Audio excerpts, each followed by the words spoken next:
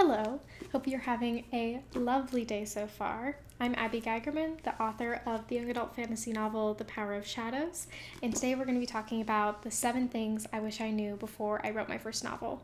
And I wish I had a cup of tea, but the water is out at my apartment, so if you're a fellow tea drinker, just have an extra cup for me.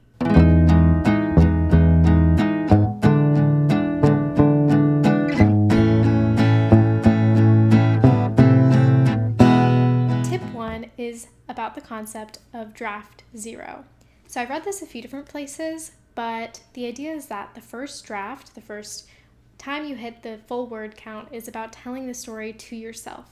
And so you can go into it thinking about the fact that you're more exploring the characters and trying to figure out the plot points, the beats, what feels right, more so than aiming for the finished product. Now, this also tangents into a lot of other advice, such as don't compare your draft zero to other people's finished novels and things like that. But primarily the idea is that you just want to get to whatever word count goal you have for the first time telling the story to yourself. So aim for draft zero. Number 2 is the idea that no work is lost. Now, this is kind of a hard pill to swallow, and I think I didn't fully conceptualize it until I started, but a lot of the work that you write is going to be scrapped or replaced, things like that. And instead of thinking of it as a step back or, oh no, my word count went down, I think about it as that was more preparatory work. You understand your characters better, you understand your story better, and no work is ever truly lost. For me, I scrapped almost the first 25 to 30% of this book, and it was a really tough decision at the time because obviously you have to redo it, and that's a lot of work, but I think it is so much stronger for it because the characters are more well established. There's a lot of things that I could just improve in the second version. And this also ties back to draft zero, where a lot of authors will write their draft zero and then completely scrap the entire thing. That's what happened to my current work in progress. I wrote 80,000 words of the manuscript, and then I decided that, I really liked a lot of the ideas, a lot of the characters, but there was a lot of things that I wanted to change. And so I scrapped it, and now I'm starting again with the same characters, with a lot of the same ideas that I had toyed with for the first draft, but I'm starting fresh with a fresh page for the next one. Number 3 is to learn by doing. Now, I'm a huge fan of craft books, so books about the writing craft, about whether it be characters, plot structure, memoirs or anecdotal evidence of, different authors' writing routines or how they have done things in the past. I love reading about that. I also consume a lot of content like this on YouTube, on other things. But my main advice is that, no matter how much content about writing you consume, you're not going to truly internalize the concepts or, learn them as well as you could as if you were working on a project of your own. Now, I also super advise reading a craft book while writing. I think it's really helpful to read about the concepts and be able to apply them as you go. For me, while I'm reading, right now I'm reading one. Here, one second, let me grab it. It's called Mastering Plot Twists. Honestly, this is a great book, not only for plot twists, but it's been surprising in the amount of work it does on character, on motivation, and it just has great advice.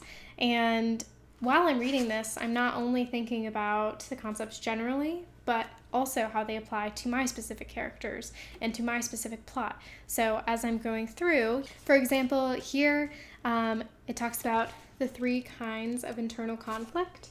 And so while I'm reading these, number 1, choosing between 2 good options, choosing between 2 bad options, and choosing between a good and a bad option.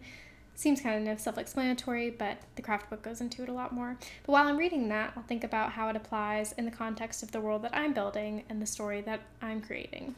Long story short, I'm getting way more mileage out of reading about these concepts because I'm working on something at the same time, and I bet that I will remember them much better than if I hadn't been working on a project at the time. Number 3 is to learn your writer type. Now, this is just a very succinct way of saying something that is kind of cliche at this point, and I'm not talking about the plotter versus pantser. I'm talking about what your natural inclinations are. So for me, I love character work. I love interactions. I love tense scenes, building the tension, the emotional connections, the relationship between characters. And so I tend to lean way more heavily into the emotion of a scene, the dialogue. I love writing dialogue. And so I know that that's where I tend to spend most of my time. Now, that does mean that I neglect description more often than other writers might. And it also means I need to focus more effort there than other people might. So knowing that about myself has really helped my writing grow a lot because it helps build a much more balanced story. And when reading it back, I can see, I love really sinking deep into a scene with that kind of tension, but I could work on building up the world building through description and giving people a much better sense of where we are in space and time. Number 5 is to take the ego out of feedback.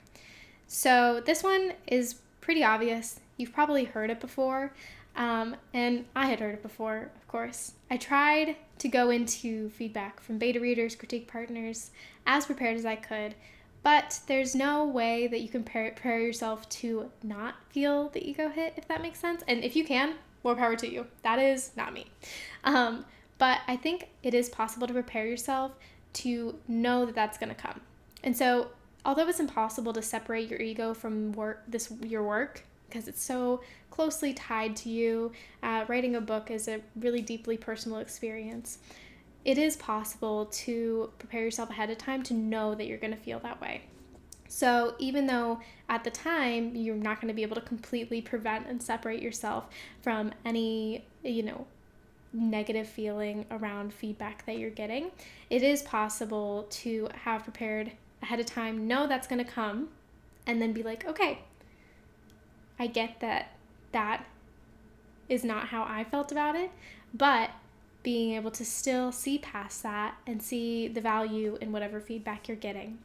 For example, when I really first started writing, I think it was one of the first iterations, maybe draft 3 or something, and I got feedback from a beta reader about a scene being slightly unclear in the action, and because it was unclear, it was hard, the emotional aspect of it didn't hit as much as I intended to, and I was so excited about that scene. I loved that scene, but after, and it hurt a little bit hearing that at the start because I was so excited about it. I thought that they'd be as excited as I was.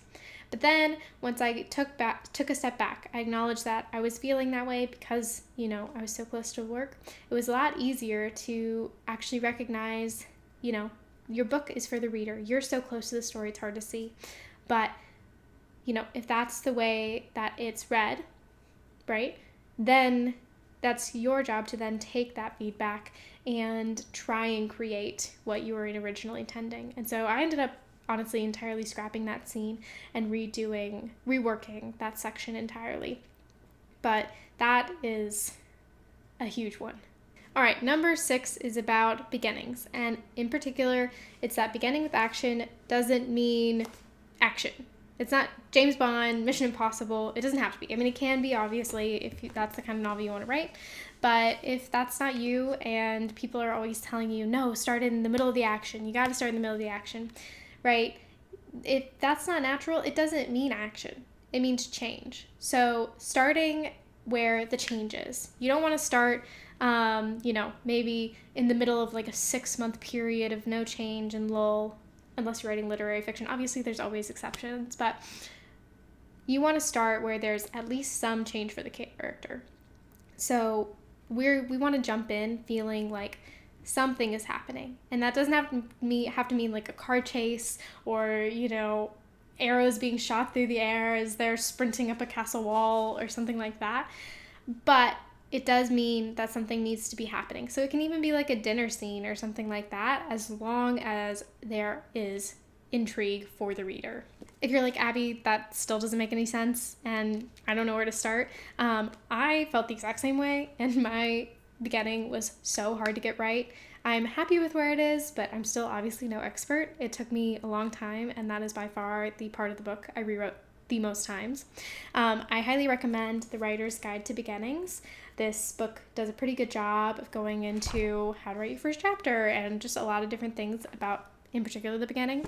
But overall, understanding plot structure really well will help your beginning be a lot better because you'll know what you're setting up for.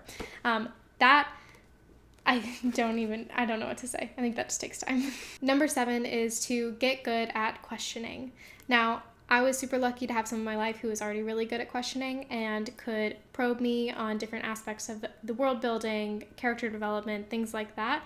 But I think it's a fantastic tool to have in your writer tool belt to be able to question not only things about your story, but to also develop the questions and anticipate the questions that will be happening in readers' minds. At every story, there is at least one central question, and then also thousands and thousands of micro questions in each scene, which propel the reader to keep going and to want to get those answers, right? So if you can be a master at planting the questions, anticipating questions readers will have about the story that you're weaving, as well as answering questions for yourself that might not even make it into the final draft. For example, in fantasy books, there's so many different aspects to the world building. So you might not need to put in the book the type of transportation that goes through X mountain range or things like that.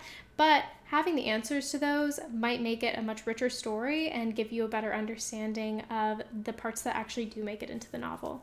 So highly recommend just practicing questioning books practicing being aware as you're reading different things, what questions are coming into your mind and which ones really drive you to want to keep going through the book to get those answers. If you made it through all 7 of these tips, hopefully you found at least one useful, and I have just a mini bonus one that I think is the most important of all, and it's to not take yourself too seriously. If the process stops being fun, it'll really take the magic out of it, and I think that might come through to the reader as well. So keep it fun. Write things that you want to read, write things that you enjoy living through and living in for possibly years. Writing is a super fun process and can be extremely fulfilling, but it's not if you're making yourself slog through it. So hopefully part of this is helpful. I still have so much to learn as a writer myself, but I hope that, I can share at least a few of the things that have honestly really revolutionized the way I write so far.